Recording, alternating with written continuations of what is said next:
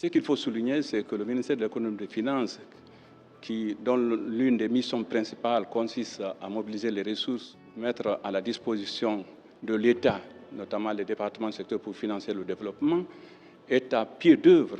Et c'est dans ce cadre que le ministre, sur la base des orientations que les hautes autorités lui ont données, a adressé des requêtes aux partenaires technico-financiers. Et aujourd'hui, c'est le tour de la Banque centrale. Le ministre de l'économie et des finances est tourné du côté de la Banque centrale pour voir quelles sont les dispositions réglementaires qui sont là, qui peuvent lui permettre à la Banque centrale d'apporter des ressources fraîches pour pouvoir faire face à cette crise. C'est bien de mobiliser, de tendre la main aux institutions internationales, mais il faudrait voir d'abord nos capacités internes de mobilisation des ressources. Et c'est dans cette perspective que, depuis 24 heures, sur la base des orientations qui ont été données par le pool financier, notamment le ministre de l'économie et des finances, le ministre du budget, le gouverneur de la Banque centrale, l'administration économique et financière, les techniciens sont à pied d'eux pour pouvoir trouver des solutions idoines afin d'apporter des ressources fraîches avant que l'apport extérieur ne soit là. En ce qui concerne l'évaluation de la situation économique et sociale du pays, comme je l'ai dit, il y a des réflexions qui ont été lancées depuis plus d'une semaine. Nos équipes aussi sont en retraite avec l'ensemble des acteurs pour pouvoir non seulement évaluer l'impact de la crise sur la croissance, l'inflation et même sur le niveau des réserves de l'État. Donc, dans cette réflexion, la Banque centrale y participe activement. Ce qu'il faut souligner, c'est que nous avons observé au moment de l'incendie que des hommes, des Guinéens, appuyés par les partenaires, c'est-à-dire les pays voisins, ont lutté nuit et jour pendant une semaine contre le feu. Nous sommes dit, nous aussi, c'est notre combat que nous sommes en train de faire. C'est à notre tour de nous lever, de travailler nuit et jour, faire des réflexions, proposer des mesures de mitigation et de relance économique aux autorités pour faciliter la prise de décision. Voilà pourquoi nous sommes réunis, tous engagés comme un seul homme, pour que nous puissions, nous aussi, accomplir honorablement notre mission. Le conseil que nous pouvons donner à la population, c'est que ce pays a une économie résiliente. Nous avons vaincu Ebola. Nous avons résisté aux conséquences de Ebola. Après, notre économie a résisté aux conséquences de la Covid.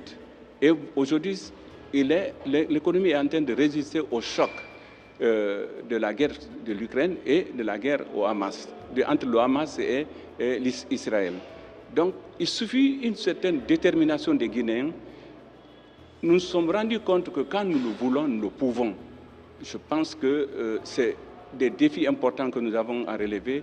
Nous devons nous donner la main dans la cohésion, dans l'entente, comme le veulent les hautes autorités, notamment le président de la République, le colonel Mamadi Doumbouya. Donc c'est l'appel pressant que nous voulons lancer à la population. Bientôt, ce sera un lointain souvenir pour notre pays, parce que déjà la crise pétrolière est en train d'être résorbée progressivement et tout le reste sera de la même manière. Dans la loi portant statut de la Banque centrale, nous avons des missions qui sont prévues par le législateur. Et l'une de ces principales missions, c'est la stabilité des prix, pour voir comment faire en sorte que le panier de la ménagère soit résolument bien sauvegardé. L'autre mission principale, c'est la stabilité financière. La Banque centrale également, en tant que conseiller financier de l'État, en tant que banquier de l'État, doit pouvoir s'assurer de la mise à disposition de l'État les moyens nécessaires à son fonctionnement, les moyens nécessaires au développement économique et social. Donc c'est dans ce cadre que les techniciens, sous l'égide de Monsieur le ministre du Budget, de Monsieur le ministre de l'Économie et des Finances, de Monsieur le gouverneur de la Banque centrale, sont en train de s'exercer pour trouver les voies et moyens de trouver comment mitiguer cette crise. Et l'une de ces mesures phares, c'est de voir quel apport financier la Banque centrale pourrait accorder, en plus de ce qui est prévu dans les statuts de la Banque centrale. Monsieur le gouverneur a proposé l'amendement de l'article 36 des statuts de la Banque centrale qui fixe un seuil d'avance à l'État pour que cet amendement soit révisé en tenant compte des contextes exceptionnels tels que ceux que nous vivons.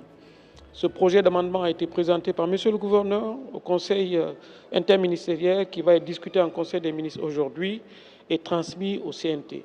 Cela donnera un volant à la Banque centrale pour aider l'État à pouvoir faire face à ses besoins dans un cadre bien précis. Pour le moment, on a proposé que les techniciens réfléchissent. En attendant que cette révision soit examinée et adoptée par le CNT, que les services techniques réfléchissent la meilleure façon de pouvoir commencer à avancer l'État dans une situation que nous vivons.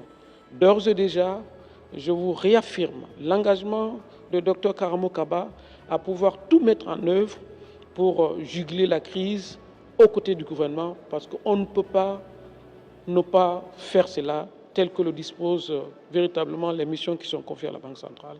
Je vous remercie.